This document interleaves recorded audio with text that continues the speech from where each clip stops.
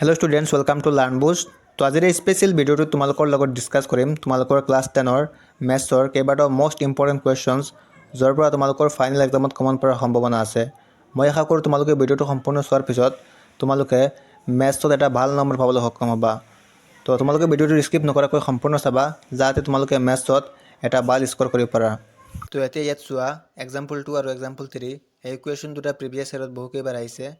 তো এক্সাম্পল 2টো চোৱা, দেখুৱাই যে প্ৰত্যেক যোগাত্মক যুগ্ম অখণ্ড সংখ্যা 2q আৰ্হিৰ আৰু প্ৰত্যেক যোগাত্মক অযুগ্ম অখণ্ড সংখ্যাই 2q + 1 আৰ্হিৰ, য'ত q যিকোনো অখণ্ড সংখ্যা। নেক্সট হ'ল এক্সাৰচাইজ 1.1ৰ প্ৰথমটো কুৱেশ্যন, ইউক্লিডৰ কলনবিধি ব্যৱহাৰ কৰি গসাউ উলিওৱা। এই কুৱেশ্যনবোৰ প্ৰিভিয়াছ ইয়েৰত বহুকেইবাৰ আহিছে, তো তোমালোকে এইবোৰ ভালকৈ চাই যাবা। তো ইয়াৰ পিছত তোমালোকে এক্সাৰচাইজ 1.1ৰ কুৱেশ্যন নম্বৰ 2 আৰু কুৱেশ্যন নম্বৰ 4টো ভালকৈ চাই যাবা। তো ইয়াৰ পিছত এক্সাম্পল 7 মৌলিক উৎপাদকীকৰণ পদ্ধতিৰে 96 আৰু 404ৰ গসাউ উলিওৱা, ইয়াৰ পৰা সিহঁতৰ লসাগু উলিওৱা। এই কুৱেশ্যনটো তোমালোকে ভালকৈ চাই যাবা কাৰণ এই কুৱেশ্যনটো প্ৰিভিয়াছ ইয়েৰত বহুকেইবাৰ আহিছে। নেক্সট হ'ল এক্সাম্পল 8 মৌলিক উৎপাদকীকৰণ পদ্ধতিৰে 6,72 আৰু 120ৰ গসাউ আৰু লসাগু উলিওৱা। নেক্সট হ'ল এক্সাৰচাইজ 1.2 কুৱেশ্যন নম্বৰ 2 আৰু কুৱেশ্যন নম্বৰ 4টো ভালকৈ চাবা কাৰণ এইবোৰ কুৱেশ্যন বহুতো প্ৰিভিয়াছ ইয়েৰত আহিছে আৰু চিম্পল পেপাৰত আহিছে। নেক্সট হ'ল এক্সাম্পল 9 আৰু 10 আৰু এক্সাৰচাইজ 1.3ৰ সকলো কুৱেশ্যন ভালকৈ চাই যাবা কাৰণ ইয়াৰ পৰা এটা কুৱেশ্যন প্ৰতি বছৰে আহে। নেক্সট হ'ল বহুপদ চেপ্টাৰৰ এটা most important question example 3 x - 1 - x² 3x² - x³ - 3x + 5ক হৰণ কৰা আৰু বিভাজন কলনবিধিটো সত্যাপন কৰা। এই কুৱেশ্যনটো ভালকৈ চাই যাবা এক্সামত কাৰণ এই কুৱেশ্যনটো বহুকেইবাৰ ৰিপিট হোৱা দেখা গৈছে। নেক্সট হ'ল এক্সাম্পল 9 এই কুৱেশ্যনটো বহুতো ইম্পৰ্টেণ্ট হয়, চাই যাবা।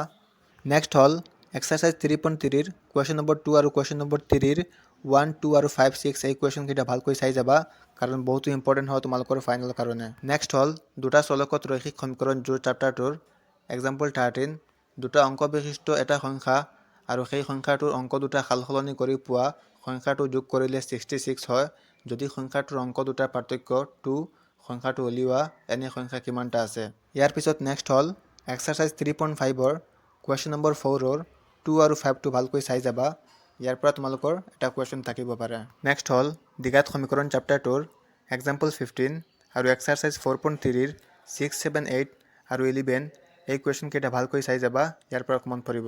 নেক্সট তোমালোকে এক্সাৰচাইজ 5.2ৰ যিমানটা MCQ আছে সকলোবোৰ চাই যাবা, ইয়াৰ পৰা তোমালোকৰ MCQ কমন পৰিব। নেক্সট তোমালোকে এক্সাৰচাইজ 5.2ৰ কুৱেশ্যন নম্বৰ 4, 5, 7, 8, 9, 10 আৰু 17 এই কুৱেশ্যনকেইটা ভালকৈ চাই যাবা। ইয়াৰ পিছত নেক্সট হ'ল এক্সাৰচাইজ 6.1ৰ কুৱেশ্যন নম্বৰ 1 কাষৰ বন্ধনীত দিয়া শুদ্ধ শব্দৰ সহায়ত খালী ঠাই পূৰ কৰা, এইবোৰ ভালকৈ চাই যাবা। নেক্সট মষ্ট ইম্পৰ্টেণ্ট কুৱেশ্যনটো হ'ল উপপাদ্য 6.1 যদি এডাল ৰেখা কোনো ত্ৰিভুজৰ এটা বাহুৰ সমান্তৰালকৈ টনা হয় আৰু ৰেখাডালে আন দুটা বাহুক দুটা নিৰ্দিষ্ট বিন্দুত ছেদ কৰে তেনেহ'লে সেই বাহু দুটা একে অনুপাতত বিভক্ত হ'ব। নেক্সট হ'ল ত্ৰিভুজ চেপ্টাৰৰ উদাহৰণ 1 আৰু উদাহৰণ 2 এই কুৱেশ্যন দুটা ভালকৈ চাই যাবা, ইয়াৰ পৰা এটা কমন থাকিব পাৰে। নেক্সট হ'ল এক্সাৰচাইজ 8.2ৰ সকলো কুৱেশ্যন ভালকৈ চাই যাবা কাৰণ ইয়াৰ পৰা প্ৰতি বছৰে এটা বা দুটা কুৱেশ্যন প্ৰতি বছৰে থাকে। তো ইয়াৰ পিছত এক্সাম্পল 9 চাবা আৰু এক্সাৰচাইজ 8.3ৰ কুৱেশ্যন নম্বৰ 3 আৰু 4 এই কুৱেশ্যন দুটা ভালকৈ চাই যাবা।